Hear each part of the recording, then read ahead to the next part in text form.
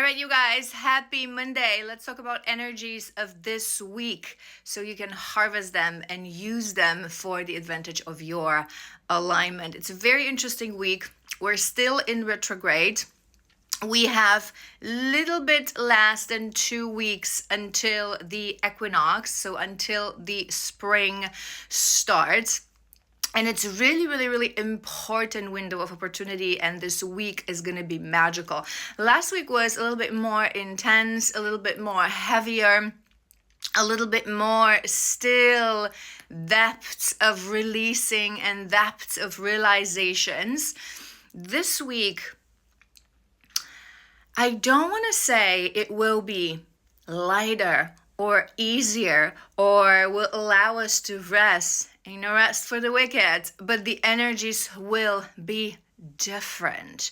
So before we start, what I've been shown in the channel is 3 key things that are important for this week's energies. But I just want to mention how important it is, considering that we are in this magical retrograde. So we've been talking about this in past weeks. You can watch my previous videos from Mondays. But it is ending in little less than 2 weeks. And it's a very important window of opportunity because we are still in that incubator state. So if you remember from past videos, just a little recap, if that's the first video that you're watching, when the year started, the year started, right? So we ended the year of snake. We stopped shedding? No, not really, because we were put in this incubator, energetic incubator, to prepare for what's coming next year, but not just next year, but the whole 9-year cycle. So in that incubator, we were given opportunity to still really release, to shed a little bit more, to go a little bit deeper, to prepare the new version of ourselves. Who do we want to be in those next 9-year cycle? And up until now, those weeks in that incubator, they were quite intense. They were quite still allowing us and pushing us to go deeper, to release a little bit more, to process a little bit more of that karma, to release to that dharma. Now, it's the final moment when we can really establish who we are going to be. And although it's a very important window of opportunity, it doesn't mean that, if you don't manage to do that those 2 weeks, then, all is lost. We can always grow, we can always expand, we can always awaken. However, what they've been showing to me, it's like those weeks you will really decide who you want to be, to decide what is the timeline that you're connecting as you start that 9-year cycle. You're given more opportunities to work on yourself, more opportunities to go deeper, more opportunities to release that karma, and to really decide, all right, let's do this. And this is really important because what we want is we really want to close that past cycle. We want to open a brand new, beautiful 9-year cycle, dharmic cycle, destined cycle where we're going to thrive, where we're really going to connect to that highest, most abundant timeline. We don't want to repeat that. Who wants to repeat 9-year cycle? It's always going to be different. There's always going to be some growth. But overall, we want no repetition. We really want to make sure that all the lessons are in the past. So let's go. Let's break down what are they giving you this week. First thing that they were showing to me is that this week, more than ever, your guides will be with you and they will be sending you signs. Everything that will happen this week, every little thing, and I mean every little thing, will be a puzzle piece, will be a sign, will be a synchronicity. There are no coincidences this week. There's no randomness this week. If you forget your keys and you have to go back home, it's for a reason. If you get into that car and you put on your radio and there's a song that makes you feel something or think about someone, it's for a reason. If you see someone's name in that cast, afterwards, the movie, it's for a reason. If you dream about something, it's for a reason. Everything matters. And what they're wanting us to do is to really pay attention.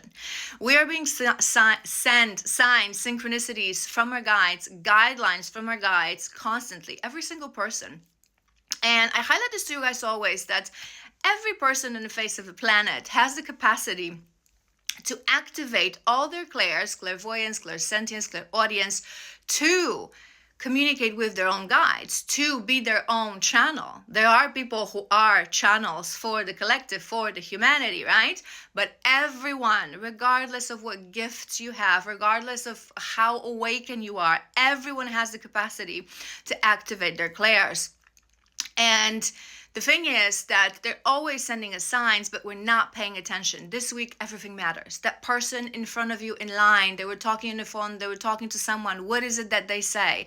Everything is the message. So they're really wanting you every minute, every hour, or by the end of the day, just to think about, what is it that I received today? Everything matters. They are guiding you towards your highest, most abundant timeline. They are trying to communicate to you.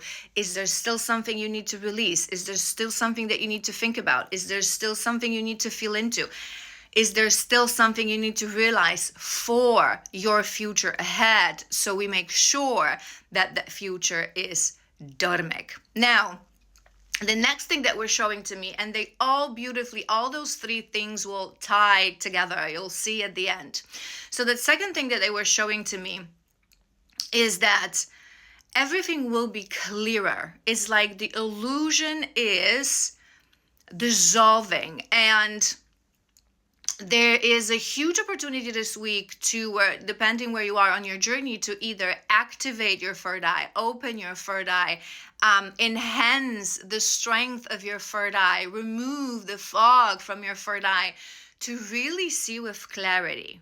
Right? So whatever is it that they will send you, whatever signs and synchronicities, they were showing me sort of this energy of, you will now see it, but you will be allowed to see it with more clarity. And it's this energy of, wow, this is what you've been trying to say to me all along. This is what you've been trying to show me all along. I finally get it. I finally understand. Is this aha, wow. Okay, because normally most people, for most part, we operate from either the fog of emotions or the fog of past pain or the fog of the autopilot, the program, the matrix. They're showing us things, they're sending us dreams. We either ignore them because we're afraid, or we don't really believe that they're true. We doubt ourselves, we doubt this world, we doubt the synchronicities, we doubt our guides, we doubt the magic. And now there is opportunity to see things with more clarity, without just being this emotional mush and refusing to see. We are given the gift energetically, if we want to accept that, to see things with clarity. And now on top of that, there's a cherry, my favorite, that will make sense with these two. The third element is that you will finally be able, if you want to see those things with just acceptance, right? So oftentimes we're sent those signs and synchronicities, those intuitive feelings, that inner knowing, that feeling that makes us feel, this is for me, this job is for me, this person is for me, it's destined, or other way around, this is not for me, right? But we ask ourselves, we put ourselves in this fog because we don't want this information. We're afraid of this information, right? So let's say you are being sent that this is your destined person, right? But you're thinking to yourself, no, I don't deserve it. No, it's not that easy. No, it's how would I even approach this, or person, or a job, or like I've mentioned, it's going to depend where you are in life, what kind of a journey you are. Why do we think that way? Because we are programmed, we live in this world that is based on polarity. It's an illusion of polarity. So we're programmed to think that things are good or bad, that they're good or evil, that they're black or white. Most people look at this world that way. There's a good or is a bad, right? What does it really mean? Things are truly neutral. And it's the acceptance of neutrality in life that really helps us to choose what is it that we prefer in a spectrum that those things operate vibrationally. What do we prefer? But there is no good and evil. And the thing with that is, I've mentioned this to you guys in context of shadow work. The reason why most people are intimidated, they don't want to do shadow work, is that they are programmed to think that our judgment, our avoidance, our shame, our, I don't know, whatever we say that it's a shadow, it's a bad thing. And shadow work actually shows to you that it's not a bad thing. It just is. It's just a thing. It's just part of you. You need to give it love. You need to understand it. You need to understand its root cause, where it's coming from, so you can actually choose, not on an autopilot of this program and your subconscious mind, but coming from a place of soul. What is it that I prefer? So usually we refuse to accept certain things. Again, it can be whatever. You can refuse to accept that you are in a relationship that is karmic. This is not your soul partner. You can refuse to accept that someone actually is your soul partner and you should be with this person, but you're afraid to fight for it.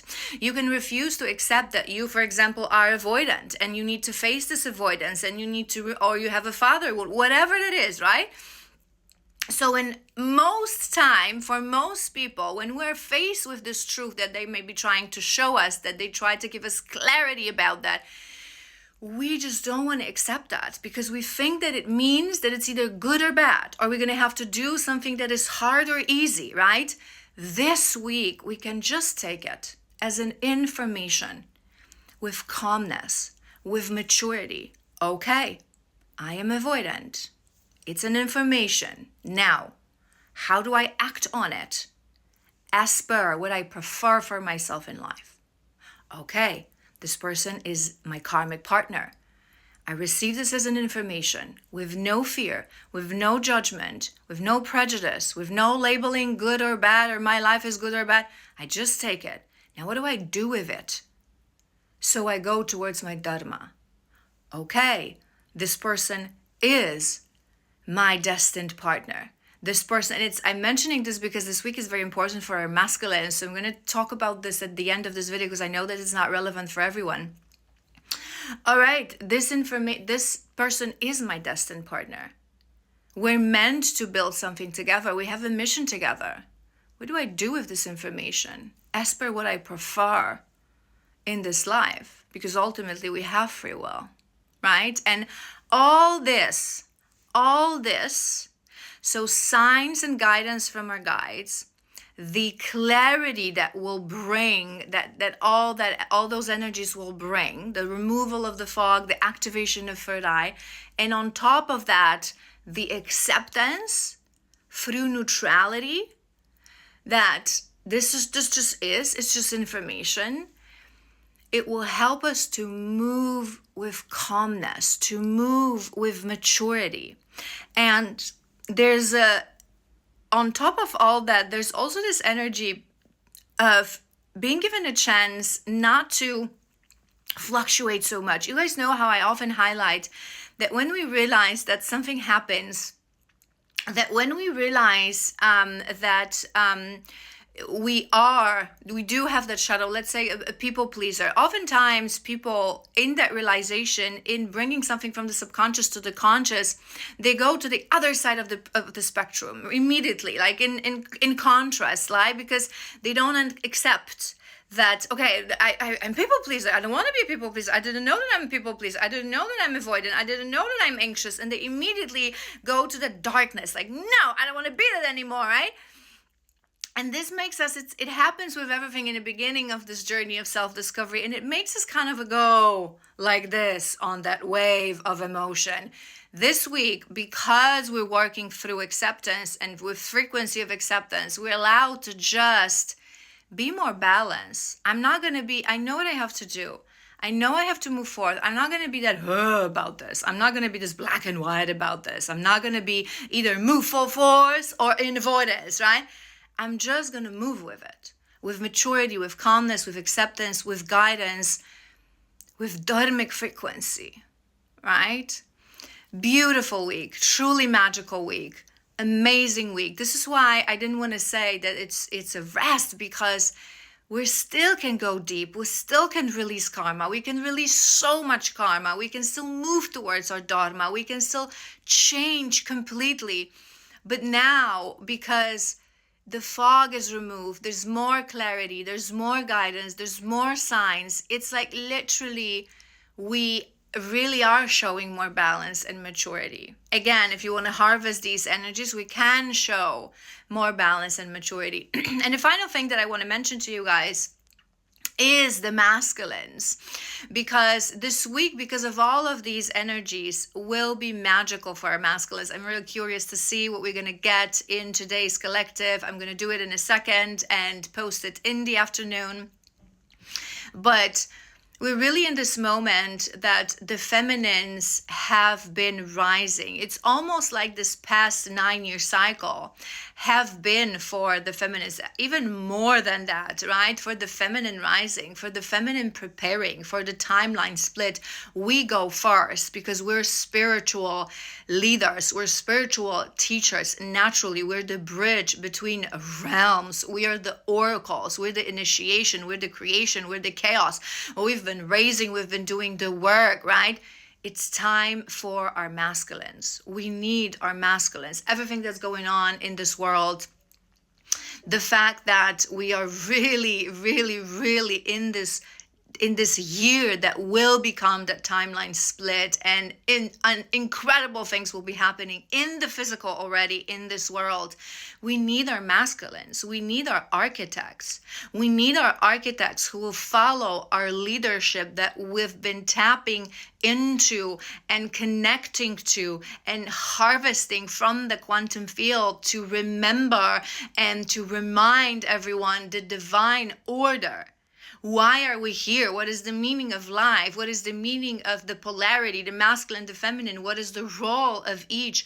We need our masculines to take that leadership and to rise into their power, to start building, to start constructing, to become those architects, because they are the rulers of the physical planes. When the masculines are dormant, this is what you get. This is the world that you get. They need to awaken, every single one of them. And it's important this week and always to remember what I say to you guys. Not everyone is meant, when we say we need you to rise, we need you to remember, not everyone will become a president or will become this great leader, spiritual leader that millions will know and follow. You may just be a partner to your feminine, and an entrepreneur, a small business owner, a father to the children of your feminine that you will have to get. But whatever that is, it's through our frequency that we make the change. Those grand gestures, they're beautiful. Those leaders are needed as well. But it's a little bit the illusion of the matrix. When we hear your path, your purpose, your mission, we think that grandiose scale, and it makes us fear. But again, it's the illusion of the matrix for us to fear and to stay in our dormancy, because we don't necessarily make the change by becoming a president and going to the zones where the help is actually needed. We do it for our vibration, for our own change, through raising future generations, through changing people around you, through creating chain reaction, by just being, by just living, right? So you can be a divine masculine and you can just live in a small town with your feminine and follow your mission through just showing people that love is not what they thought that it was. That partnership with a woman is not what they thought that it was. That they've been dormant all along. They've been doing it not in an as per divine order all along. That being a father, that being a husband, that being a masculine is not what they thought all along, right? And that's the mission. We need you to start creating that ripple effect. Beautiful week, magical week. I'm super excited. I'm excited as well for the next week, because we're going to be approaching the equinox. So it's going to be time to get out of that incubator. So really put your energy into that work, into seeing. That seeing is the most important. See everything. Listen, notice, analyze, pay attention. All 3 eyes wide open.